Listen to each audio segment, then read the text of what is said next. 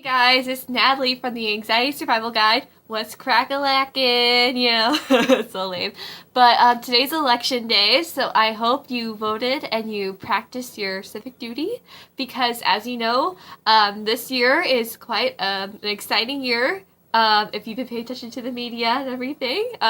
So I hope you voted for who you think is best and who can get the job done and everything.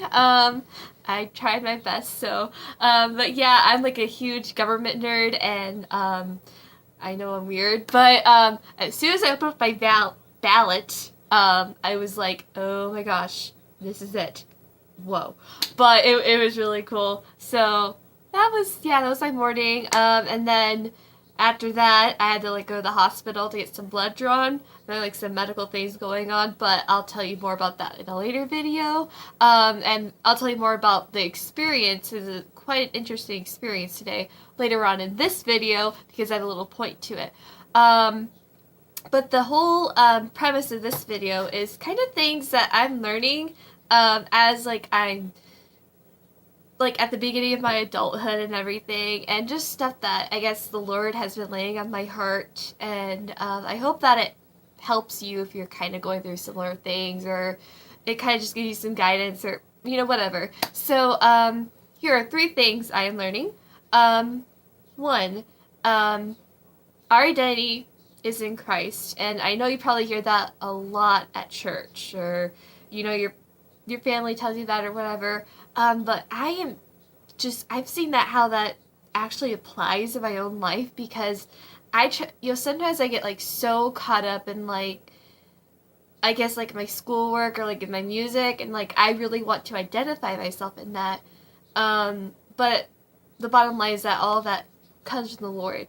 Another thing too is that our identity does not come from the people we associate ourselves with. Like we try to, kind of like converse with people who are like, that person is just so awesome. Oh my gosh, like I want to be with that person all the time. You can probably relate to that. Or there's like a group of people who like you want to be with, but it's just kind of not going the way you thought it would go, and that happens a lot to me. I'm sure you can relate to that. And then, like a good example of this is that a couple of days ago I was at work and there was people there who I'm like, oh my gosh, it's so and so. Like, oh, I'm gonna try to say hi. And like I said hi, and it kind of got like they said hi, but it wasn't like I expected it to be. But then later on, I saw some people who I knew, and they're like, "Oh my gosh, hi Natalie, how are you?" And I got like the best hug ever, and like we caught up on things, and we talked about things, and it was really cool. So, I guess with that, invest yourself in people who invest themselves in you. I think it's so important to surround yourself around people who love you for you and who care for you and want to support you, because that's just going to help you in the long run. If you just start going after people they just don't care, or they'll kind of care, I guess, they'll acknowledge you or they completely ignore you, it will just create a cycle, and it just doesn't make you feel like you have any worth, if that makes sense. But the bottom line is that does not come from where your identity comes from. That sentence just made sense. And I guess if we really know in our hearts that our identity comes from Christ, which is really hard sometimes to actually do that, and I'm losing my voice, I think that we could really have good perspective on that, and that it can really create like a ripple effect in our lives. So it would just kind of like affect like our actions and our words. So yeah, I think that's so important too. So that's number 1. Number 2, this is so important, especially right now, because you can tell I'm losing my voice, is listening to our bodies. Like, my allergies have been killing me, and my medication's not doing anything, but it's so important to listen to your body. I know like your parents probably told you that, or your doctor has told you that, but if you're like an athlete or if you have like medical conditions, I think that's so true.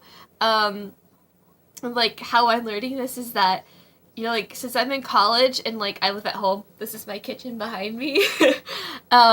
You know, I had to drive like a half hour, 45 minutes to there and another half hour, 45 minutes back multiple times a week. So it gets very exhausting behind the wheel and like I drink a lot of coffee. But you know, if you see me at school and like I'm done with like a class and I have like a 3 hour time period between classes, you'll probably see me taking a nap. Like we have like a little lounge area in the music building, so I'm like curled up in a ball on the chair and just, you know, listening to music because I'm like I just need to relax just for like 20 minutes, you know, just to have the energy for this class coming up or whatever, or because if like you're just so tired and exhausted, your body's just gonna feel like, okay, we're gonna hit a brick wall right now. So listen to your body when you're tired. And the other thing when it comes to listening to your body, and this is what happened when I got my blood drawn today. So to make a long story short, you know, my doctor who sent me to get the blood work done, kind of gave me like two different papers. One said to check one thing, and then the other paper said to check all this other stuff with that one thing. And the phlebotomist really didn't know which paper to go off of, and so eventually she had to check everything. And she drew more blood than what I expected because there was multiple tests. And I was just thought she would draw like one blood for like one tube. She drew blood for like 3 or 4. So as she was drawing blood, all of a sudden my body was like coming down and like my energy was like going down like this and everything. And the wooziness started to happen and the dizziness was like, ugh, you know, and I thought, like, am I gonna pass out? Am I gonna black out? Am I gonna die? Like, am I gonna turn into a vampire? Because I feel like this is Dracula and everything. But that's what happened. And so the phlebotomist, after she drew my blood, she put me on a wheelchair and took me to, like, this blue recliner lay down thingy. And I had to, like, drink apple juice and eat crackers. So, yeah, that's what happened. And I had to, like, lay down for, like, a while and, like, have, like, a cold cloth, and you know I had to like drive home afterwards, so I had to like be okay to drive, you know. I don't like want to drive about to pass out, but anyways, that's a long rant. Sorry.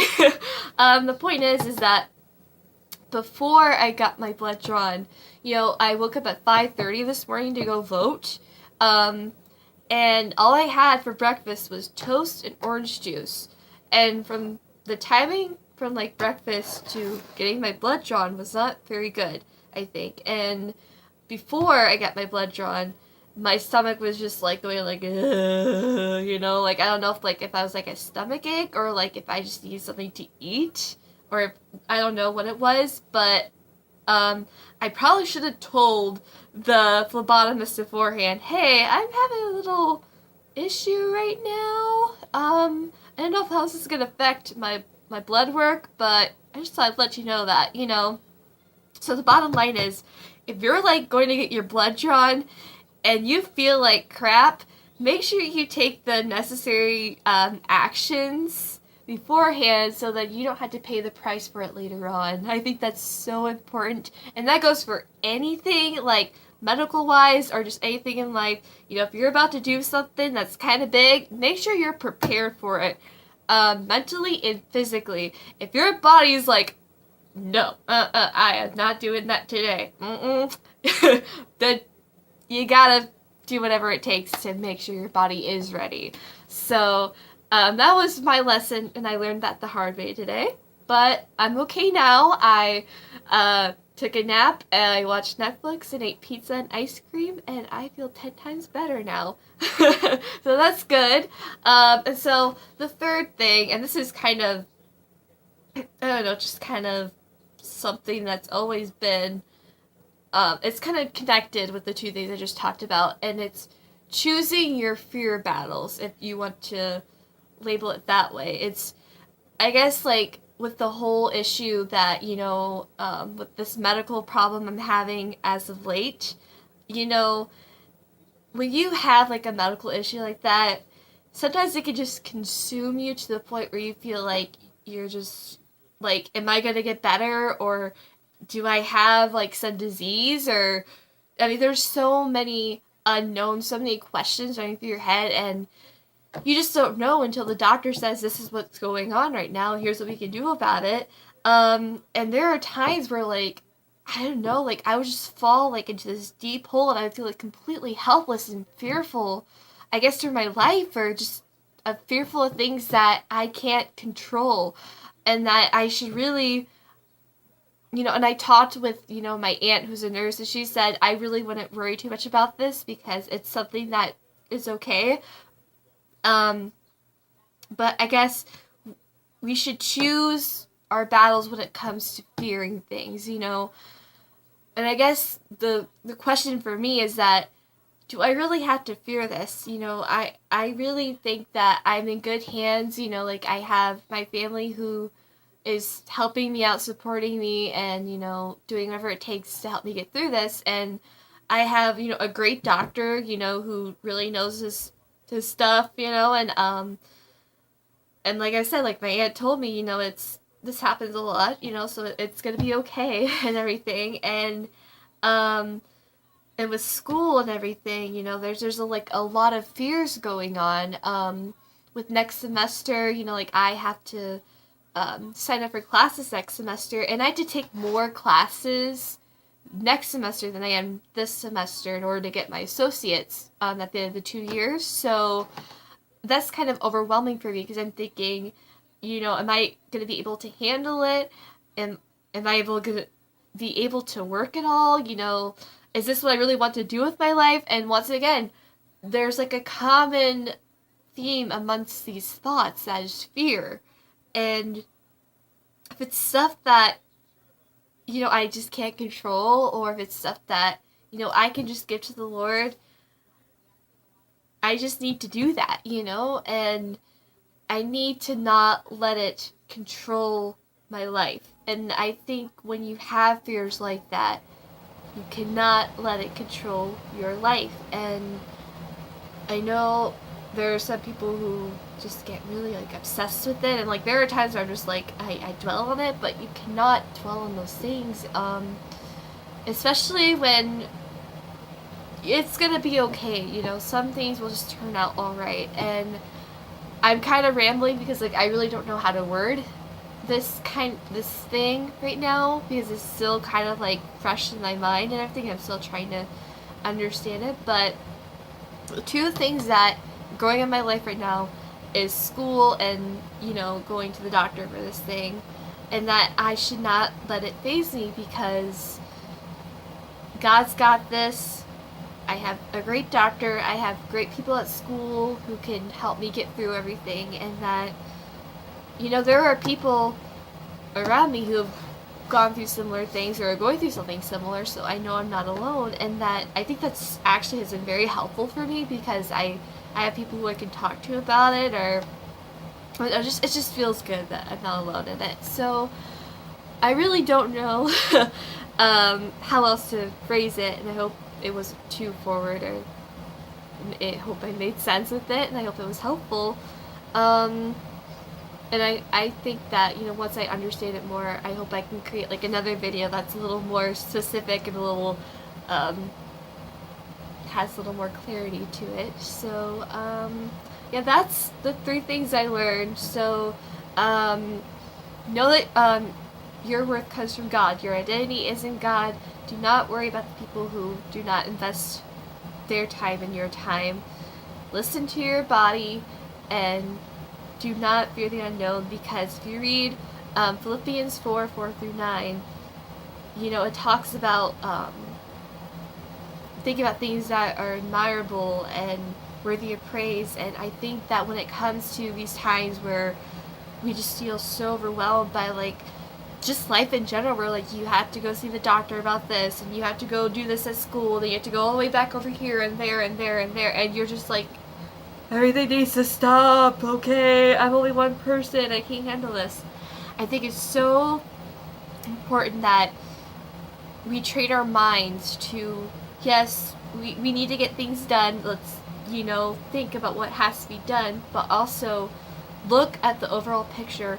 Look to Jesus. I think sometimes we don't do that, and we just, to quote a song that I love by For King and Country, keep my eyes on you. And sometimes I have to remind myself that. I sometimes have to listen to the song or whatever to help me get through these things, because when we're kind of going through life like all over the place, we're kind of looking here and there like, I hope this helps, I don't know, but we should just keep looking forward and up to the Lord.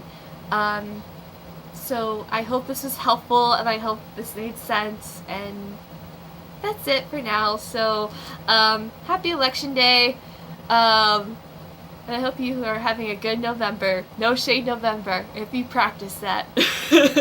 Alright, bye guys, love you.